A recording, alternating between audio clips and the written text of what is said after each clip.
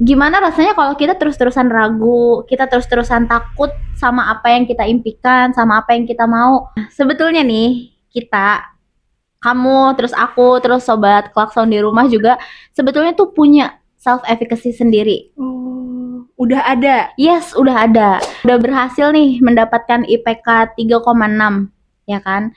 Nah, nextnya itu kita bakal jauh lebih semangat, bakal lebih nge-push diri kita buat mencapai IPK yang lebih tinggi, 3,7, 3,8, 3,9. Dia nanti yang akan merekam semua kejadian, baik yang baik maupun yang buruk, dari mulai hal kecil, hal sepele sampai hal besar pun nanti bakal terekam di subconscious kita itu, di otak kita itu.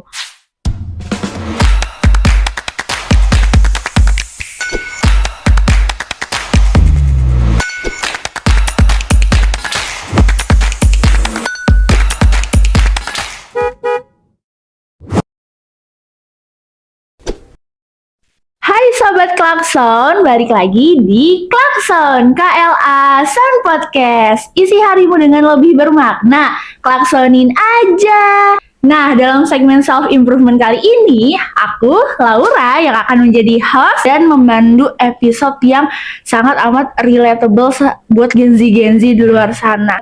Topik kita kali ini tuh relate sama Gen Z yang kadang tuh ngerasa kayaknya aku nggak bisa ngelakuin A, aku nggak bisa ngelakuin B. Nah, penasaran banget kan? Klakson udah sering mengadakan atau mendatangkan gestar-gestar terbaik. Episode kali ini juga nggak kalah terbaik nih, karena dengan pengalaman-pengalamannya nanti kita akan bahas atau bincang-bincang bersama gestar kita. Jadi, please welcome Aziza. Halo Sobat Klakson. Halo Laura. Hai. Nah, Aziza ini Gen Z yang sangat amat sudah memiliki pengalaman yang berliku-liku. Dia seorang guru dan juga siswa di KLA Batch 7. Gurunya guru apa nih Kak? Kalau boleh Sobat Klakson tahu. Oke, sebelumnya perkenalkan, aku Aziza, salah satu mahasiswi dari KLA Yacht School Batch 7, dan sekarang aku juga bekerja di salah satu lembaga pendidikan non-formal di Sanggar.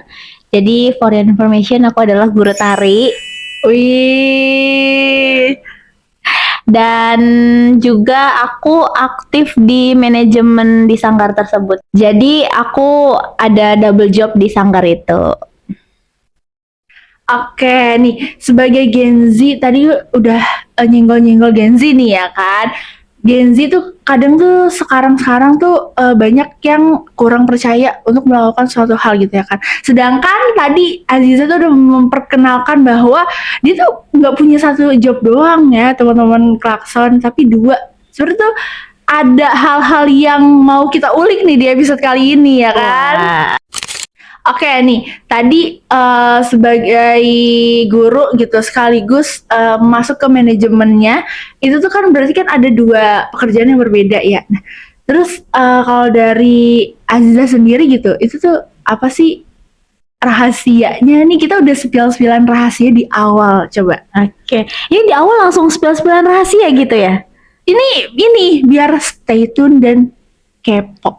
Oke, jadi hanya satu rahasia aku. Satu? Apa tuh?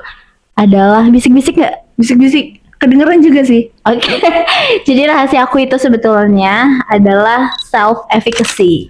Self-efficacy itu. Tapi kayak orang-orang tuh biasanya taunya, aku juga taunya tuh kayak self-love, self-confidence, self-esteem. Nah, self-efficacy tuh temennya mereka kah? Masih temenan mereka tuh, karena kan dari awalnya aja udah jelas self, berarti ke diri kita sendiri. Iya benar.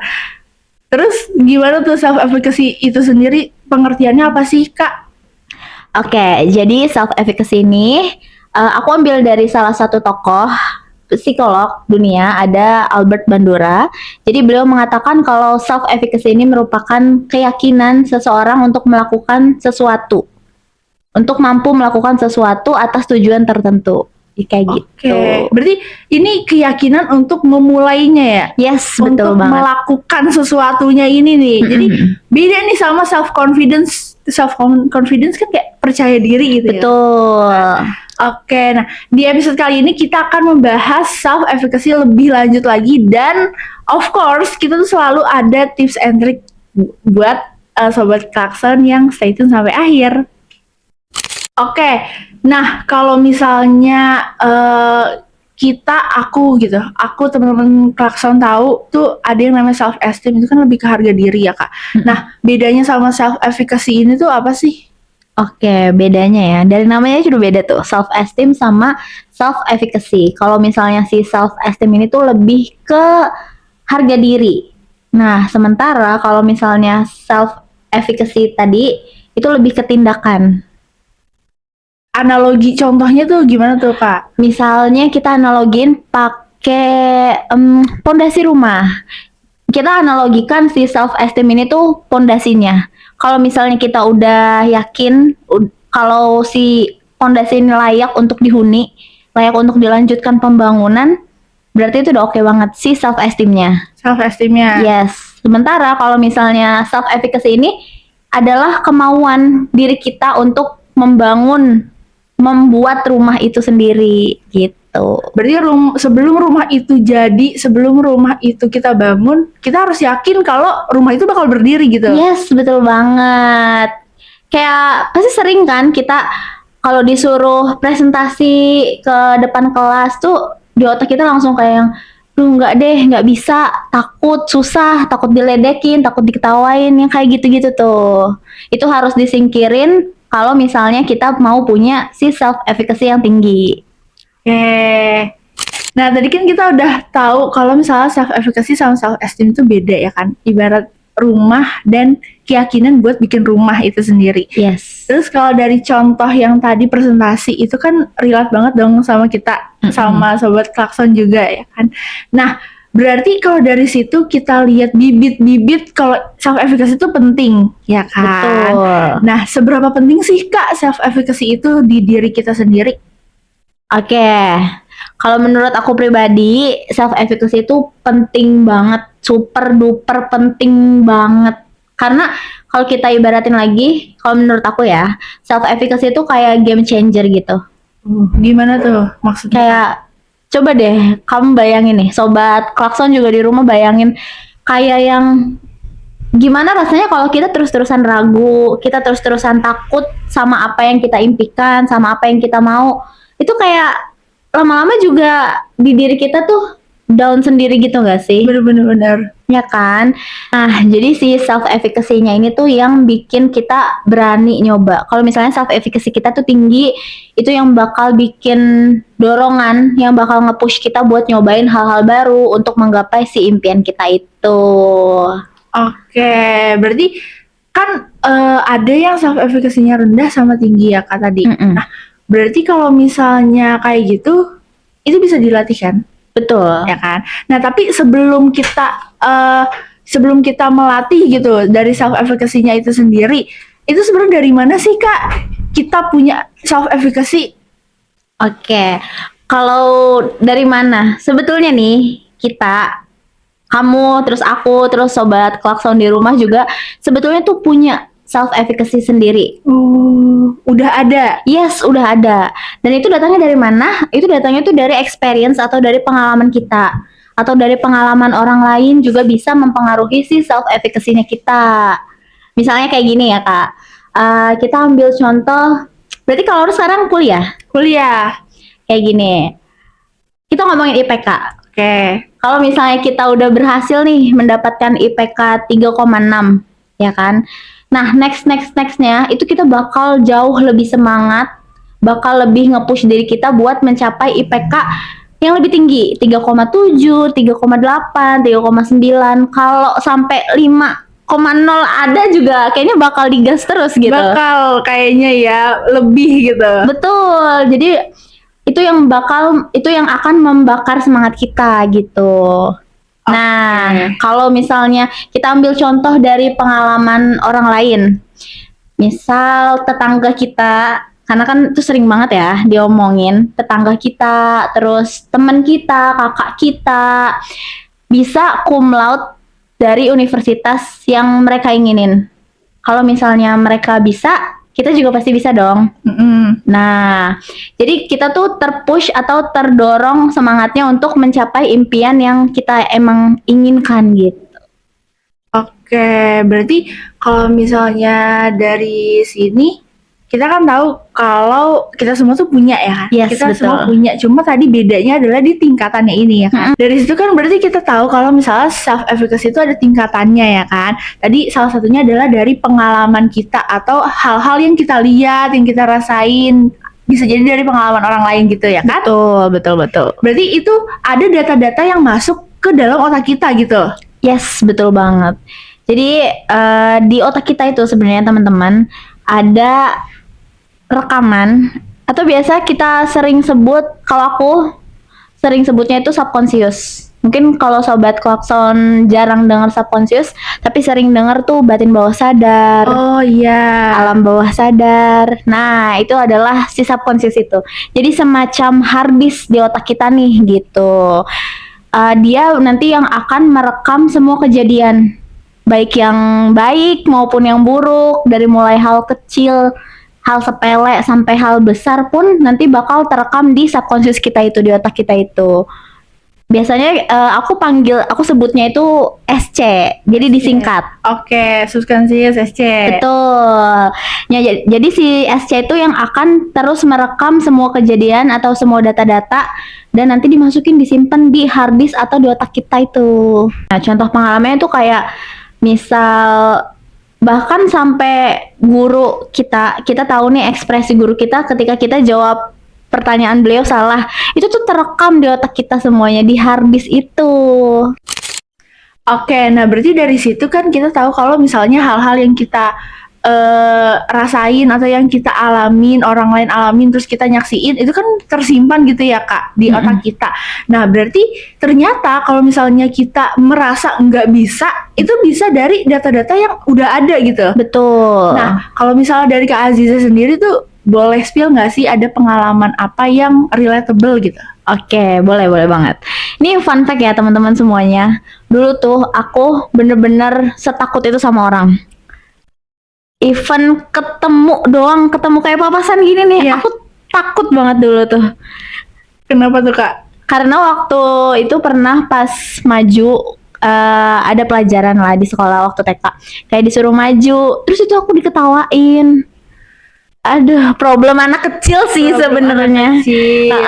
Tapi terbawa lah sampai sekarang. Jadi aku kalau ketemu sama orang terus ngobrol panjang tuh nggak bisa sebetulnya. Terus kayak yang ngobrol di depan banyak orang kayak gini nih, itu sebenarnya nggak bisa aku tadinya sebelumnya. Nah, hal-hal yang kayak gitu tuh yang bikin si self efficacy kita tuh rendah. Gitu. Iya sih benar, apalagi tadi kan disebutin kalau misalnya pengalamannya itu nggak cuma kayak pengalaman setahun ke belakang, 2 tahun ke belakang, bahkan nih Kak Aziza gitu ceritanya dari TK. Iya, betul banget. Karena itu benar-benar yang tertanam di lubuk hati dan di subconscious nih jadinya kayak gitu. Dan itu tuh benar-benar bikin self efficacy kita tuh rendah sih. Itu, nah berarti kalau misalnya kita udah ada data buruk ya Kak, itu tuh ada nggak sih cara gimana biar kita bisa tetap ningkatin, kayak Kak Aziza nih kan udah ada data buruk sebelumnya ya kan, sebelumnya nggak bisa nih ngomong di depan banyak orang, nggak pede, ketemu pun enggak banget gitu ya kan, tapi sekarang bisa. Berarti kan ada tips dong gimana caranya kita bisa tetap meningkatkan self efficacy kita. Pastinya ada dong. Kalau buat data-data yang jelek tadi itu biasanya itu aku reprogram si subconsciousnya itu sih teman-teman. Jadi subconscious itu sama halnya kayak kita ambil contoh lampu kali ya Kak. Lampu. Kalau misalnya kita simpen nih lampu, kita simpen doang, disimpan.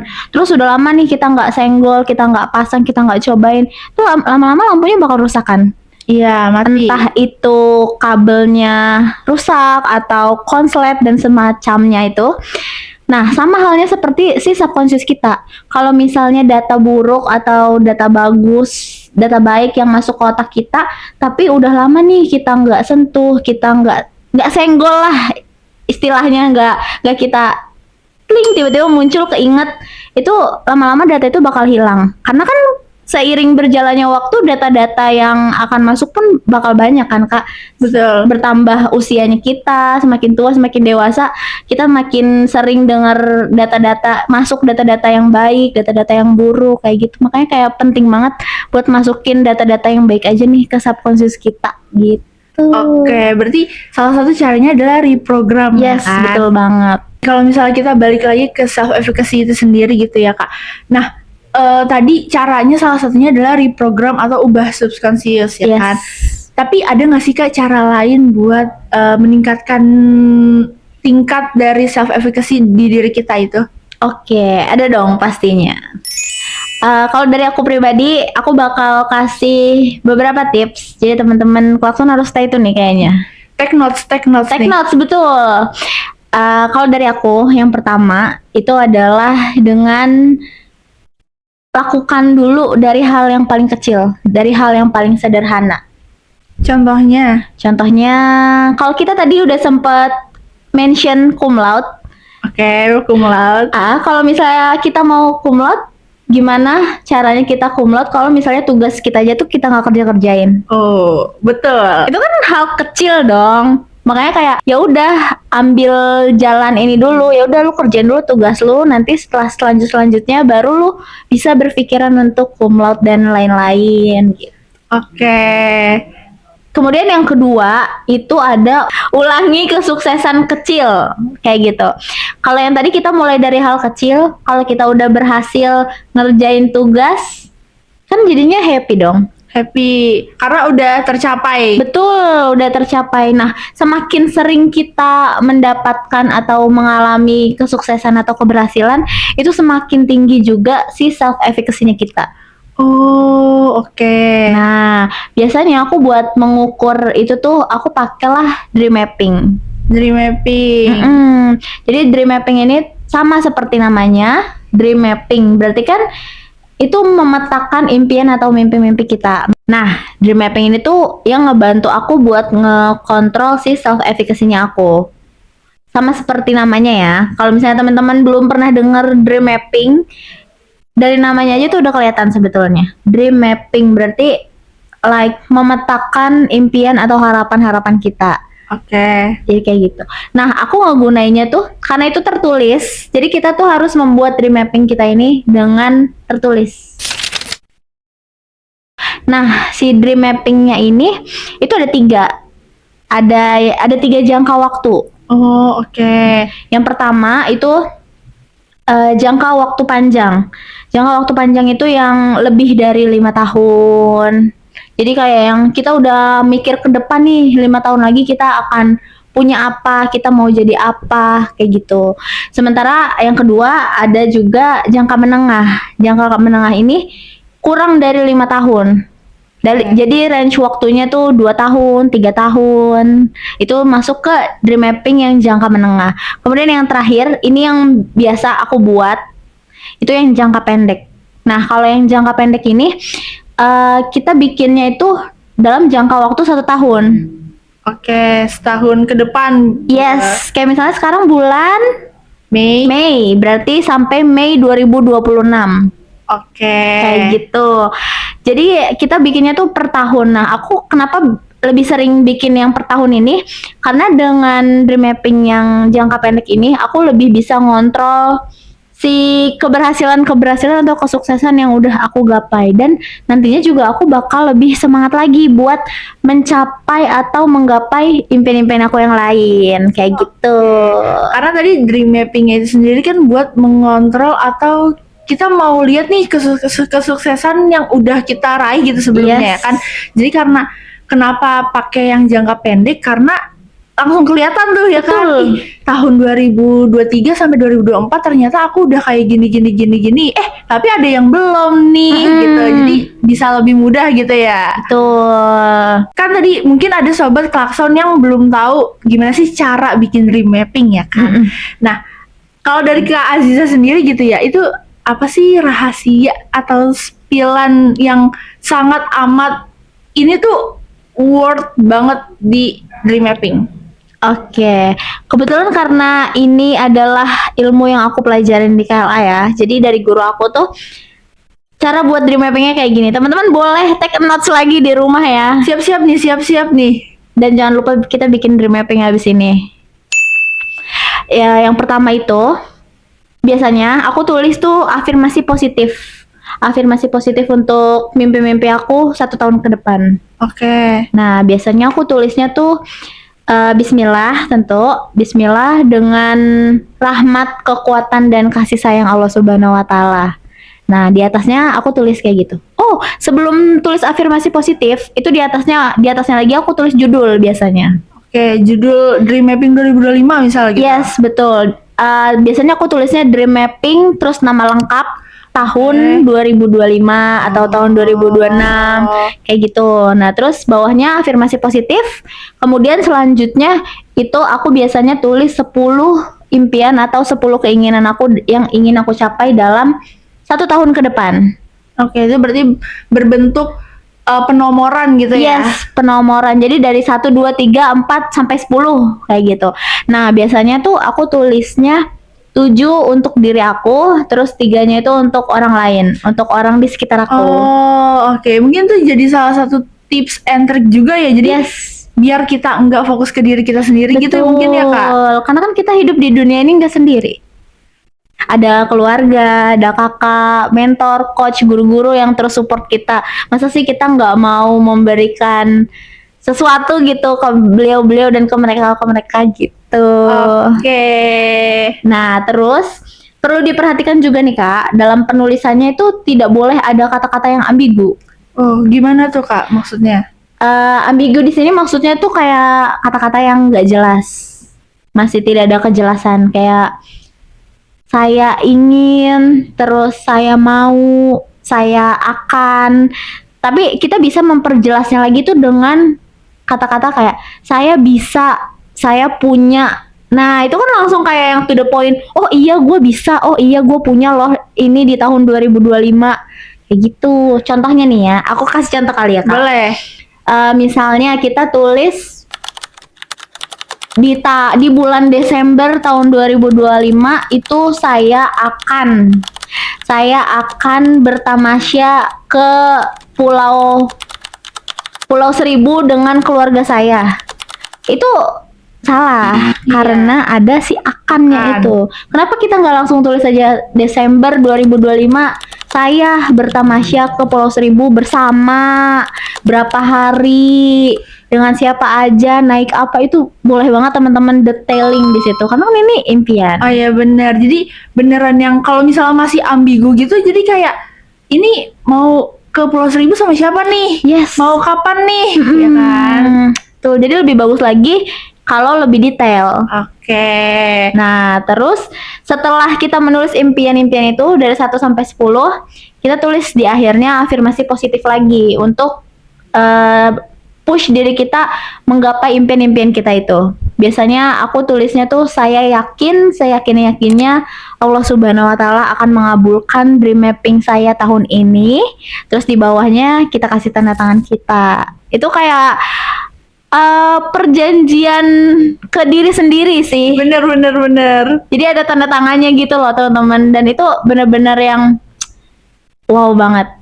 Nah, setelah kita buat si dream mapping itu, biasanya aku tuh simpen di tempat yang cuma aku doang yang bisa jangkau. Oke. Tapi masih bisa aku lihat Sering. Apa harus setiap hari? Enggak setiap hari juga sih. Oh, iya, Biasanya iya. aku tuh ngelihatnya ya 1 kali 2 kali dalam sebulan. Oke. Nah, teman-teman bisa nih nyimpennya kayak di lemari atau di meja belajar, ditutup buku. Atau kalau misalnya sobat klakson di rumah masih punya buku diary, yes, bener, bisa banget disimpan di situ. Atau teman-teman mau langsung tulis di situ juga nggak apa-apa, bisa banget. Oke, nah berarti kalau misalnya kita kan mesti lihat gitu ya Kak, itu tuh ada tujuan sendiri gak sih Kak? Oh iya, kita tuh melihat itu, tapi jangan sering-sering ya teman-teman. Kita ngelihat sesekali itu supaya kita tuh lebih semangat. Kayak yang tadi aku bilang, kalau misalnya kita udah berhasil menggapai impian kita, misal nih dari impian 1 sampai 10 kita udah berhasil menggapai impian nomor 3, Ya. itu kita bakal makin, ih kok nomor 1 sama nomor 2-nya belum, kenapa nih? Kita bakal mempertanyakan itu, terus kita akan evaluasi salah kita di mana dan apa yang harus kita perbaiki untuk menggapai impian kita yang selanjutnya. Oke, bener-bener dream mapping itu untuk mengontrol tadi Yes, ya. betul banget. Untuk nge-push juga. Untuk nge-push juga. Nah, tadi tuh baru 2 nih ya kan Kak? Oh iya betul. Ini gongnya kali nih ya. Apa tuh Kak yang terakhir? Oke, kalau yang terakhir ini terakhir ya, ini dari aku. Itu adalah kita memiliki, kalau anak Gen Z, anak Gen Alpha sekarang tuh bilangnya support system Support system. atau lingkungan yang benar-benar support kita. Oke, kalau dari Kak Aziza sendiri itu siapa sih kalau Aduh. boleh tahu? Tentu aja keluarga dong. Betul, keluarga. Betul. Siapa lagi nih? Dan yang paling ini apa ya? Bukan paling penting sih. Tapi ini tuh kayak bonus dari Allah gitu loh, Kak. Bonus, Masya Allah. Masya Allah. Kalau misalnya kita punya mentor atau punya guru, punya coach yang totally benar-benar nge-push kita, bantu kita, remind kita, itu benar-benar kayak nikmat dari Allah sih. Selain kita punya support dari orang tua, dari keluarga, dari teman, tapi kayak oh my God, such a grateful kalau misalnya kita punya mentor juga, punya coach juga. Itu benar-benar penting banget sih kalau menurut aku. Tapi kalau teman-teman di rumah belum punya mentor atau coach, mungkin bisa nih jadiin guru. Guru juga mentor kan? Iya, gue juga mentor. Guru di sekolah atau kakak mungkin yang dia kayaknya cocok nih jadi mentor aku, dia yang selalu bilangin aku nanti kedepannya kayak gimana. Itu benar-benar bonus kayak gitu. Nikmat mana lagi yang kau dustakan gitu Yes, ya, betul. Tapi ngomongin circle atau support system kan dari Rasulullah juga udah banyak banget hadis sama ayat-ayat Al-Quran yang menjelaskan kalau emang kita tuh harus berkumpul atau bersama orang-orang yang soleh dengan orang-orang yang baik, ya kan? Benar. Kalau misalnya kita pernah dengar gitu ya, dan sobat-sobat klakson pernah dengar, kalau misalnya kita temenan sama temen yang jual parfum, itu kita akan ikut wanginya ya kan? Betul. Dan kalau kita temenan sama tukang sampah, Kita akan ikut baunya. Oke, dari setelah perbincangan hangat kita tadi, panjang lebar dan tips-tipsnya yang luar biasa nih, berarti sekarang sobat klakson udah tahu dong kalau misalnya self efficacy itu penting. Betul. Ya kan, karena untuk memulai sesuatu kita tuh harus yakin. Kalau misalnya kita mau bikin rumah tapi kita nggak percaya, kayaknya rumahnya nggak jadi deh. Ya gimana mau jadi rumah ya kan? Nah, oke, sobat klakson, terima kasih banyak sudah mampir di episode kali ini. Jangan lupa tonton episode-episode lainnya. Dan sekian dari kami, dari Kak Aziza, dari aku Laura yang jadi host di episode kali ini. Sampai jumpa lagi. Mungkin Kak Aziza terima kasih banyak udah mampir dan sharing-sharing ke sobat klakson. Thank you juga Kak Laura sama Sobat Klakson udah diundang di sini. Bener. Jangan lupa like, comment, dan subscribe. Bye-bye.